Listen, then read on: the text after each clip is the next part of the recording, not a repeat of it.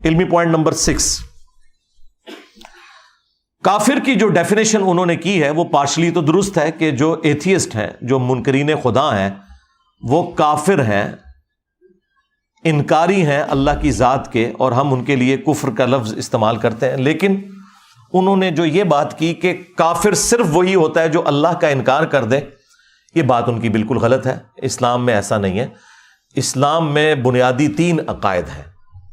Number 1 عقیدہ توحید، ایک خدا کو ماننا، اس کے ساتھ کسی کو شریک نہ ٹھہرانا۔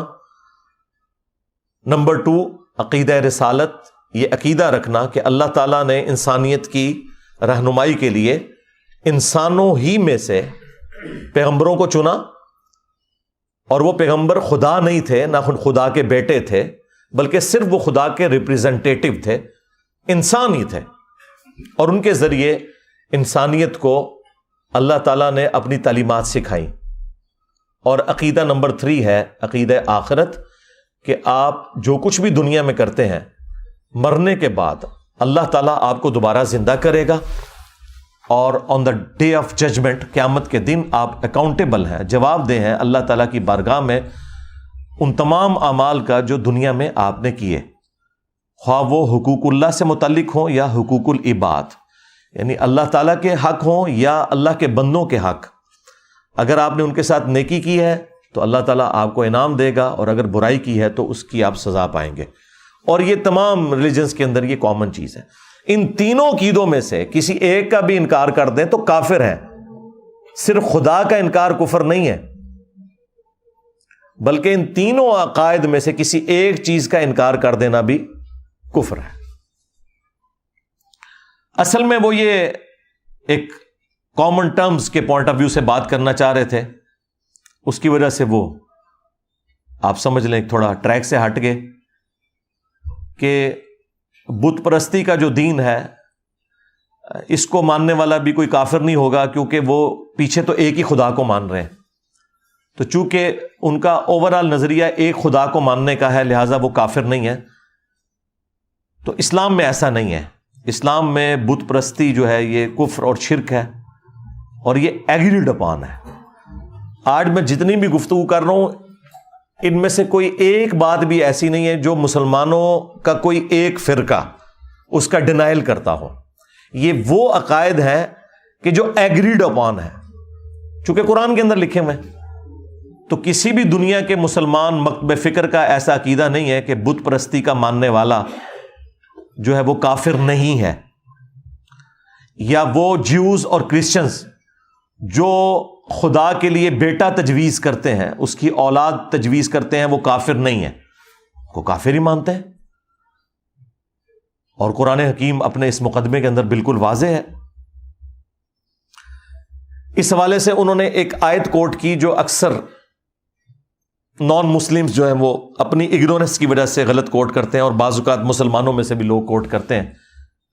یہ آیت جو ہے وہ سورۃ البقرہ کی آیت نمبر 62 ہے، بڑی مشہور آیت ہے، اکثر آپ نے مختلف لوگوں سے سنی ہوگی۔ میں نے اس کے اوپر کافی دفعہ گفتگو کی ہے، اور میری تفصیلی ویڈیو اس کے اوپر ریکارڈڈ موجود ہے، کیا یہودی اور عیسائی بھی جنت میں جائیں گے۔ ان الذین آمنوا والذین ہادوا، بے شک جو لوگ ایمان لائے یعنی جو مسلمان ہیں اور جو یہودی ہیں، والنصارى اور جو نصرانی ہیں کرسچنز، والصابئین اور جو صابی ہیں۔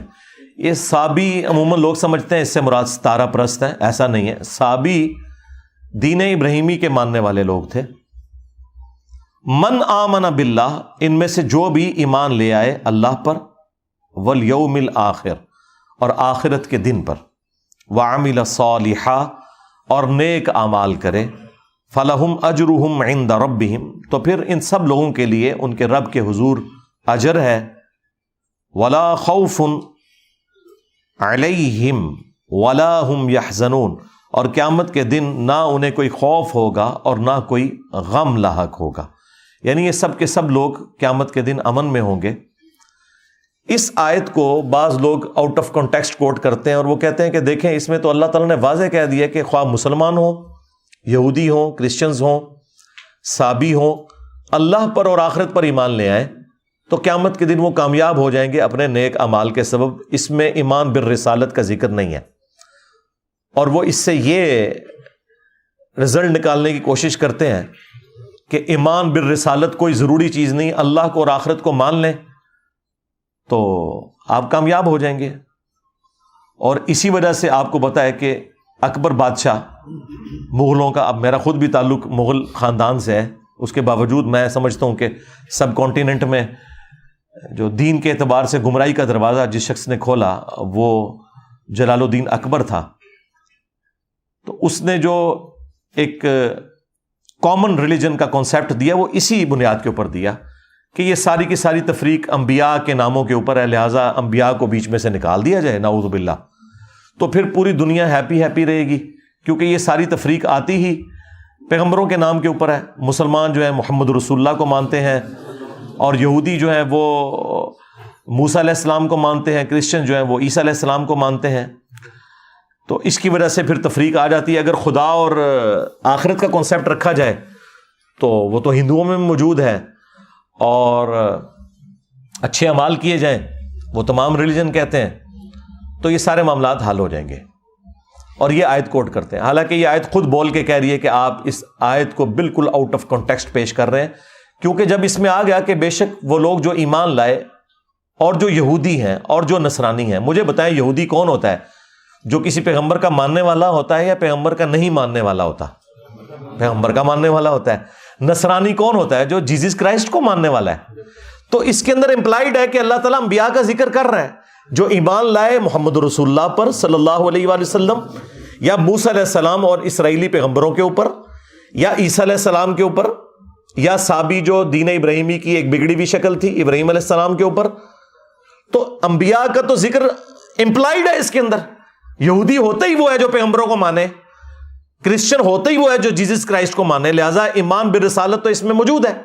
یہ آؤٹ آف کانٹیکسٹ آپ کوٹ نہیں کر سکتے. دوسری بات، یہ تمام ادیان کے ماننے والے لوگ یا ریلیجن کے ماننے والے لوگ اپنے اپنے زمانوں میں مسلمان ہی تھے. جیوز نے جب تک جیزس کرائسٹ کا انکار نہیں کیا تو وہ مسلمان تھے. ان تمام انبیاء کو ہم مانتے ہیں، ان کے اصحاب کو ہم مانتے ہیں، لیکن ونس جب جیزس کرائسٹ عیسیٰ ابن مریم کا انہوں نے انکار کیا تو وہ کافر ہو گئے. اگرچہ وہ باقی پیغمبروں کو مانتے تھے لیکن ایک پیغمبر کا انکار کر کے وہ کافر ہو گئے. کرسچنز بھی مسلمان ہی تھے لیکن جب انہوں نے محمد رسول اللہ صلی اللہ علیہ وآلہ وسلم کا انکار کیا تو کافر ہو گئے.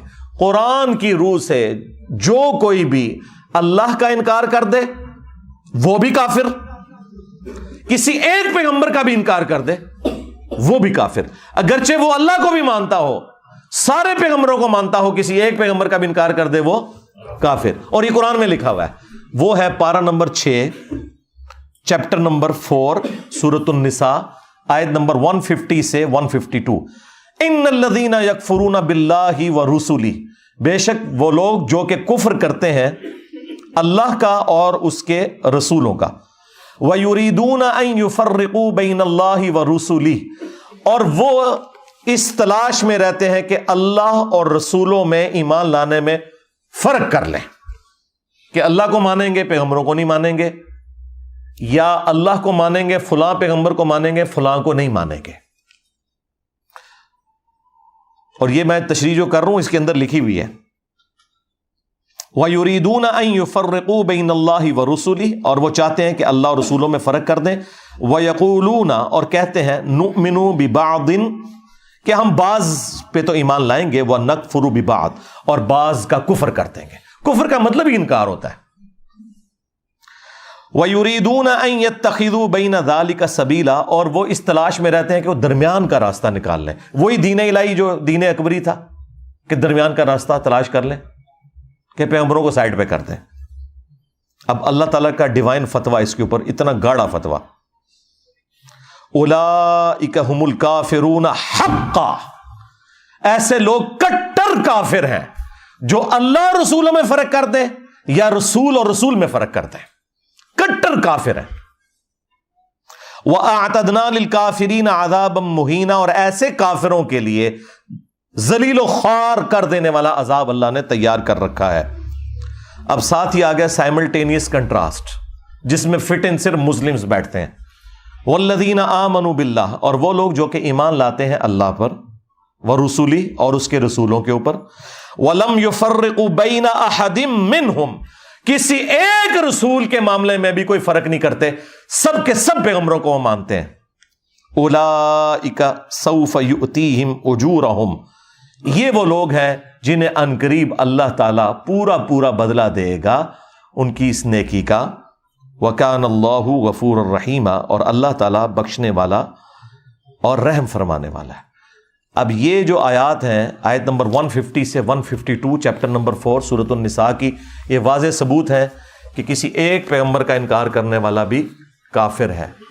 ہم مسلمانوں کے نزدیک جیزس کرائسٹ، عیسیٰ ابن مریم کا کفر کرنا، ان کا انکار کرنا بھی اتنا ہی بڑا کفر ہے جتنا محمد رسول اللہ کا انکار کرنا صلی اللہ علیہ وآلہ وسلم۔ لہذا کفر کی جو انہوں نے ڈیفینیشن کی وہ قرآن کے اعتبار سے درست نہیں تھی، یہ وہ کلیریفیکیشن تھی جو میں نے ضروری سمجھی۔